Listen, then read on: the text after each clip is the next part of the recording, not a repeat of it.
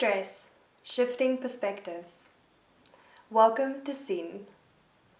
In the very first stress video, I explained how stress is essentially a perspective problem.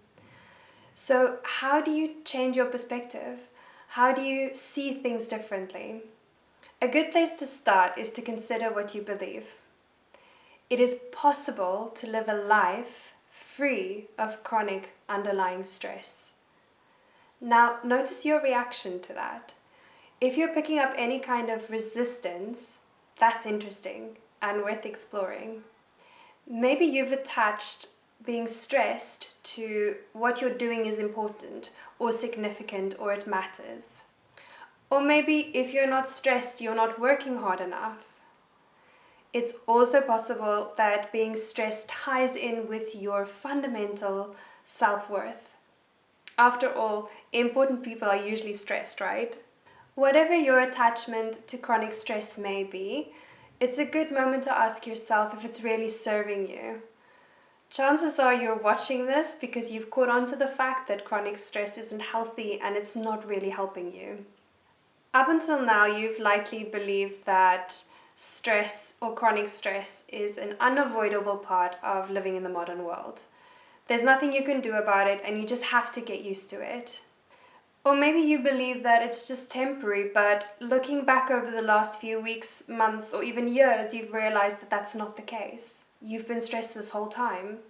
So the first thing you should do is buy into the belief that it is possible to live a life free of chronic underlying stress. Next up is mindfulness, and in this case, it means not ignoring when you are feeling stressed. You might be so keen to get to a point where you live a life free of stress that you ignore when you are feeling stressed.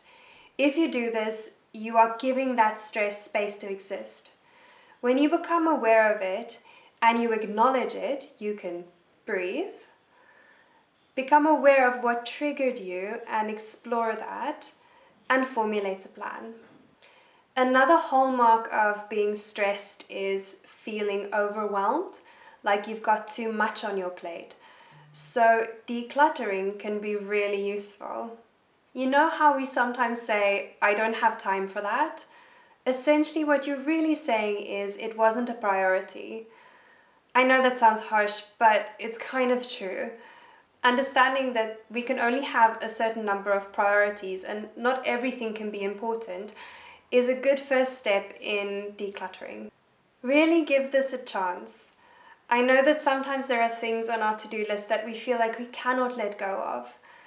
But think about it. What's really the worst thing that's going to happen if we don't do it? Is it really that bad? What would happen if you let go? It's being aware of what you're subjecting yourself to on a minute-by-minute basis and choosing what you want to pay attention to. Failure. You will make mistakes. You will drop the ball. The sooner you realize that it's okay, the less scary it might seem. So allow yourself to make mistakes and actually even practice that. View being good at failure as a skill that you can develop. And do it in small ways that are inconsequential. That way, when you do fail at something that's important, you've built up the skills to cope with that failure and it doesn't send you into a tailspin or elevate your stress levels since you've been practicing. Be kind to yourself. Acknowledge that you are doing the best that you can. Also know that that won't look the same every time. Your best today may look quite different from your best yesterday, and that's okay. It's your best and it's good enough. Language. The words we use and the way we speak reinforces how we feel. A simple example is saying, I have to do the dishes. You don't have to do the dishes. You want to do the dishes because you don't want to live in a house full of dirty dishes. So changing one word takes you from having no choice to making a choice, feeling more in control. In the next video, I'm going to share some actions you can take to develop tools to help you further lower your baseline stress levels, to create neural pathways for focus, and trigger the production of feel-good chemicals that help you feel more relaxed. Thank you so much for watching. I'd appreciate it if you would share this with someone, like and subscribe.